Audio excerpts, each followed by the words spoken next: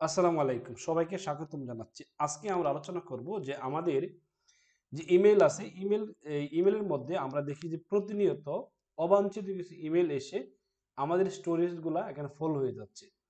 যার ফলে জিমেইলের যে নির্দিষ্ট স্পেস আছে আমরা দেখতে পাচ্ছি এই স্পেসটা এখান থেকে আস্তে আস্তে ভরে যাচ্ছে।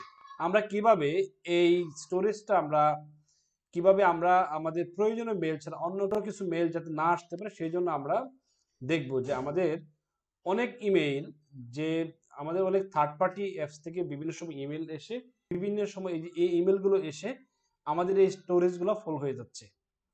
যার ফলে আমরা দেখতে পারি যে এই স্টোরেজগুলো ফুল হয়ে যাওয়ার ফলে আমরা অনেক সময় আমাদের ইমেইলগুলো আমরা প্রপারলি ব্যবহার করতে পারতেছি না। আমরা দেখাবো যে আজকে কিভাবে আপনারা এই অবাঞ্ছিত যে থার্ড পার্টি আমাদের সাইটগুলো আছে যেগুলোতে আমরা অলরেডি লগ ইন করা আছে সেগুলো আমরা পার্মানেন্টলি কিভাবে ডিলিট করব সেই বিষয়টি মূলত আমরা আজকে আলোচনা করব।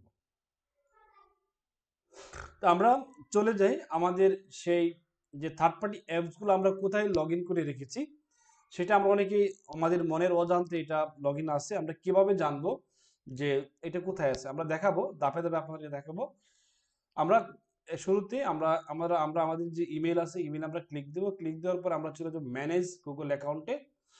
এখান থেকে আমরা মূলত চলে যাব আমরা এখানে এই যে দেখতে পাচ্ছি যে ডাটা অ্যান্ড প্রাইভেসি এই এই যে অপশন আছে এটাতে আমরা ক্লিক দিব। ক্লিক দেওয়ার পরে আমরা দেখব যে এখানে থার্ড পার্টি অ্যাপস নামে একটি অপশন আছে যেখানে আমরা অগণিত সাইটগুলো আমরা অলরেডি আমাদের অজান্তে হোক বা জানতে হোক আমরা সাইটগুলো লগ ইন করে রেখেছি। যার ফলে প্রত্যেক দিন আমাদের এই ইমেলগুলোতে ইমেল এসে আমরা দেখতে পাচ্ছি যে আমাদের জিমেলটা ভরপুর হয়ে যাচ্ছে, আমাদের স্পেসটা পূরণ হয়ে যাচ্ছে। খেয়াল করেন যে third party apps and services এখানে আমরা যদি ক্লিক দিই দেখব 36টা এখানে সাইট আছে। এই সাইটগুলোতে বিভিন্ন সময় আমাদের এই ইমেলের মধ্যে এই যে ইমেল আসতেছে। আমরা এগুলো আমাদের অনেক সময় আমাদের জানতে বা অজান্তে এগুলো আমরা লগ ইন করে থাকি। যার ফলে এই অটোমেটিকলি বাই দ্য ওয়ে এখানে ইমেল আসতে থাকে আর আমাদের স্টোরেজগুলো ফুল হইতে থাকে। তা আমরা যদি এখান থেকে যদি পার্মানেন্ট আমরা যেমন এই সাইটটা আমরা চাচ্ছি যেটা ডিলিট করে দিব।